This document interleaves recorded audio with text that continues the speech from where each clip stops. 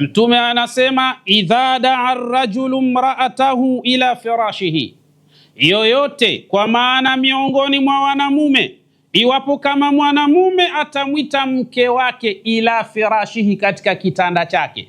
Nyinyi mnajua unamwita mke katika kitanda kwa sababu ipi? Unafahamu vizuri kabisa.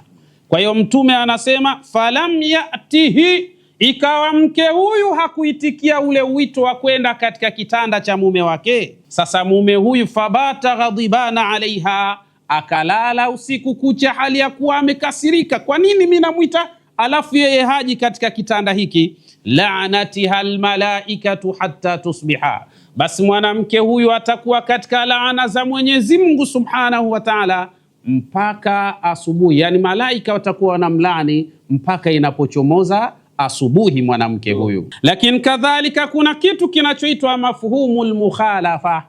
Mafhumul mukhalafa maana yake ni nini? Ni kwamba sehemu yoyote alipotajwa mwanamume, wewe toa lile neno mwanamume, weka mwanamke. Maana yake hata mwanamke lau kama atakupigia simu wewe mume wake akakwambia hali imebadilika huku, mwili wangu umekuwa na joto, natamani kuwa na wewe kama mume wangu katika suala linalotufanya kuwa mume na mke, kisha na wewe ukasema subiri bwana usinipigie kelele, basi na wewe malaika wanakulaani ilia mbali. Vile vile kama jinsi ilivyo kwake mwanamke huyu analaaniwa, basi na wewe pia mwanamume utalaaniwa, kwa sababu ni sehemu ambayo inaweza ikapelekea mwanamke huyu kufanya machafu au mwanamume huyu kufanya machafu. Ndio maana Mtume akasema haraka sana mtu aitikie wito, akakate kiu ya mke wake au akakate kiu ya mume wake haraka sana. Hapa hakuna kimbiana au kuzunguka au ile masala ya kusema subiria usiku, subiria wakati gani, hii hakuna. Wakati huo mtu akihitaji basi yale wakati huo. Ukiwa na njaa wakati huo kula, ili uondoshe njaa, mambo yaweze kwenda katika hali iliyokuwa sawa sawa.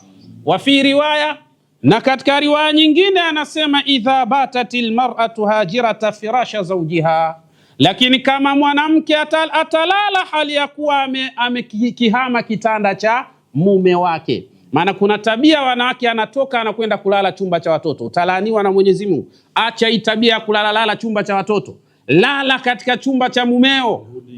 Rudi haraka. Ndio maana yule mtu mmoja akasema nikipata urais mimi marufuku watu kutengeneza kitanda cha futi 6. Futi 2 tu. Hakuna kimbiana hapa. Kuna watu wana tabia hiyo, al-akhi Sheikh Bakonzi. Yani yeye ni mke wa mtu, katolewa mahari, kaolewa kisheria, eti anahama katika chumba cha mume wake, anakwenda kulala chumba cha watoto. Huu si uhuni huu.